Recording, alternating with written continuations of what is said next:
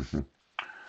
You know, this idea that you can lie about what you do and don't know because you could sew in, yeah, so that you could violate the privacy of personal conversation between myself and another man, yeah, so that somebody could get upset and say, well, what we're going to do is we're going to violate all the laws, right?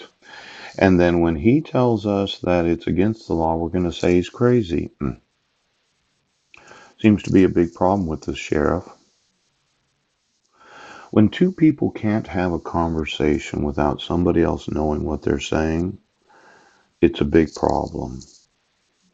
Now, your noses have been what we've been removing, ooch, for the last, 3 years. Yeah. And knowing what I do know about what I was saying, yeah. See, I realize how I actually talk. Yeah.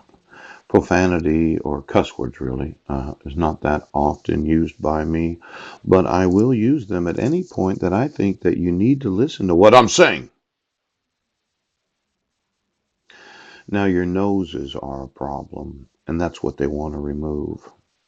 The cold noses, the being on one another, ooch. The clones on persons, yeah. The come on, ooch. The whole idea that you in some way have the right to know what I am saying when I'm having a conversation with somebody else. You don't have that right. Now, I know, okay, you decided to use forgeries so as to cover up your crime of experimentation on the population. Uh-huh. And I'm wanting you to remove all your technology today. Now, how you do that, you probably designed it so that it's not removable. Let's say I was to speak to Marilyn and I asked Marilyn, what have you been doing for the last 6 years? Because I thought for sure that there was a bee on Tom Bryant that could hear me say, yes, before the text message, before, that, see, I don't know what other persons know until I can talk to them. It's kind of like me speaking to my sons because you took them from me without any due process. Yes.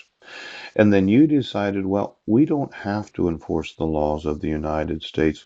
We don't have to do what we have sworn. We can do whatever we want. Now, these mandatory reporters, yes. Well, let's see here. Law enforcement, that would be inclusive of every police officer, right? Every sheriff, yeah. All FBI agents, poop. The United States Marshal Service, yes. Secret Service, and all of those in Homeland Security that are obligated to enforce the laws of the United States. Now, as I understand the law, yes, yes, yes. Anyone who has reasonable cause to believe that a child has suffered abuse or neglect can, in good faith, yes, not bad faith, ooch, report. If you, the employee, are identified as a mandatory reporter, yes, you are required by law to report your concerns to the local Children's Administration Office or Child Abuse Hotline. Now, you, law enforcement, RCW 2644, do not have it available to you to deny the existence of the laws of the United States. Now, who is required to report child abuse or neglect?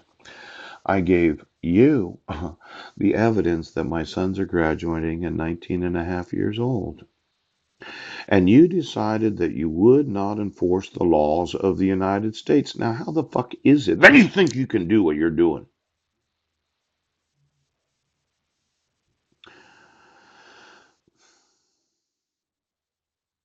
You're required to report child abuse or neglect.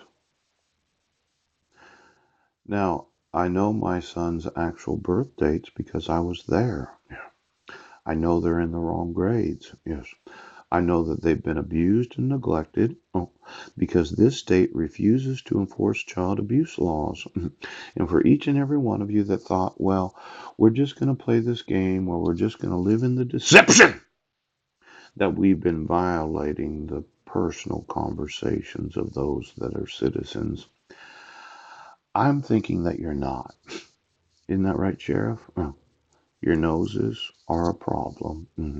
Because you've been nosing yourself into the private lives of citizens without warrant, yes, without jurisdiction, yeah, and without authority of law. Poop. Now, I'm going to want a phone call from my sons.